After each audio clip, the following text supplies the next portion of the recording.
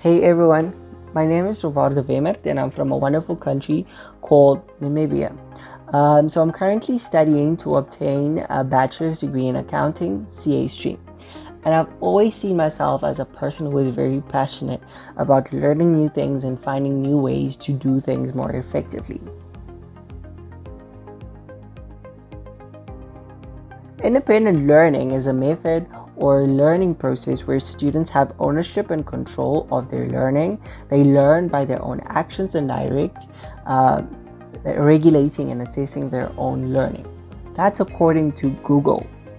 But basically, what it says is that you yourself decide what to learn, how to learn, when to learn, and how much of it to learn.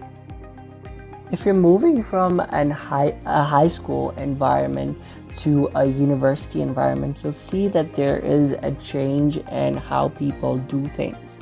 In university, there is more and more independent learning as you move through your years of your degree, and especially with during this pandemic where we are basically forced to do distance learning.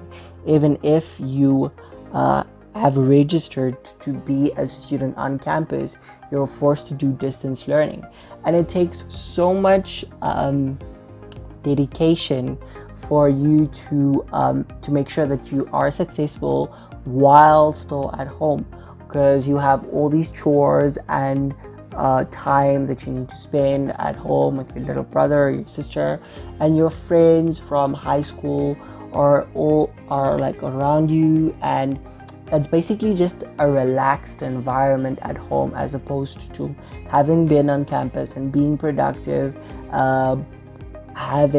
seeing people around you being productive, and sort of just gathering the energy to also be productive from them.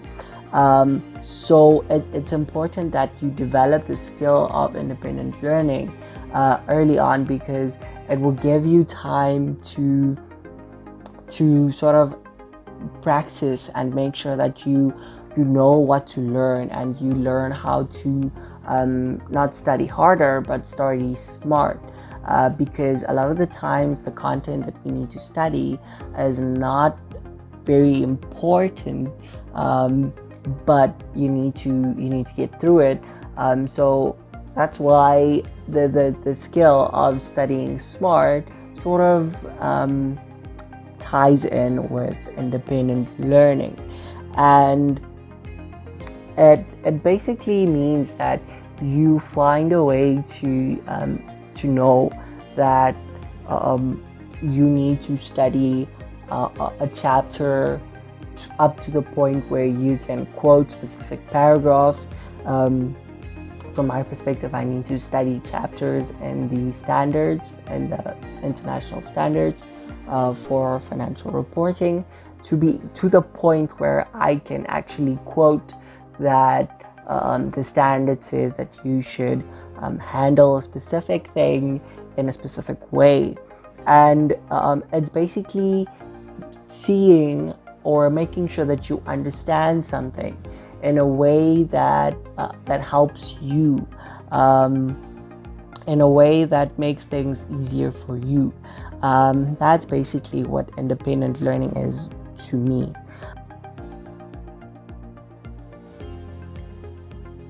I personally do not go to do consultations regularly, because I feel that if I have not spent enough time on a topic, no matter how hard I'm struggling, then I feel like I do not yet deserve to go to someone to help me with my problem, because I do not want to quote bother someone for like something that's just easy.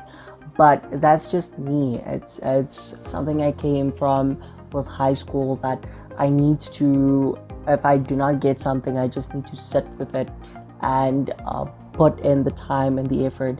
But it's not a very sustainable practice, because going to the lecture, they don't just show you the right way to do it. They help you to remember what the right way is. You get to talk about what your actual problem is. You get to move past it. And it's really just a beneficial experience for you to start consulting, because it really helps you to get comfortable with being uncomfortable, because asking questions is so important. And even when you go to the workplace, you need to ask questions if you don't understand something, because if you just do something and it's wrong, then you will be held accountable for anything that goes wrong, or any damages incurred. So I'd say start consulting as early as possible. Find a way that it works for you, whether it is doing reviews afterwards and seeing what you don't understand as of yet, and you've worked enough through it that you know that you still don't get this principle. Then I'd say then you go to the lecturer and you ask the lecturer, please explain this to me, I don't understand. But all in all, I would say when preparing for a consultation, make sure that you do homework questions, because they really give those homework questions because they want you to learn something out of it. And if you are struggling with something in it, then it's a good basis to go and consult. If you don't go through your work and review and see if you understand everything, especially when you're done with a unit or a chapter, go through the work again, and if there's still something that you do not feel very comfortable with, if you can't explain that specific principle or idea to someone else, and that person or you being comfortable to explain it to someone else, then also go consult on that. You can even go to your lecturer and go to just ask about the future of your course or the importance of your module, because knowing things like these would sort of help you understand why it's important, how much effort you should put in, and why.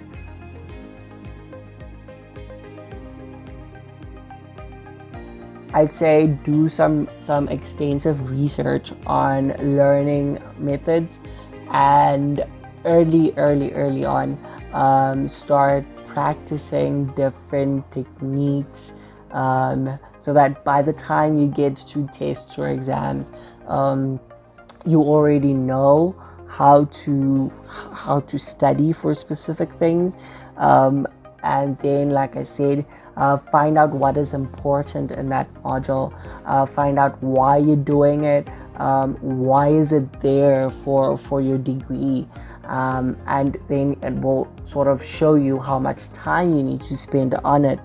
And then lastly, test yourself.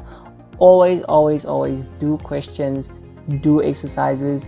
It doesn't matter if you haven't learned enough or what, but do questions, do exercises, because it really shows you what you know, what you don't know, and it shows you which areas you need to put more attention on, because it really helps you with making sure that you are exam ready and that you have mastered the module.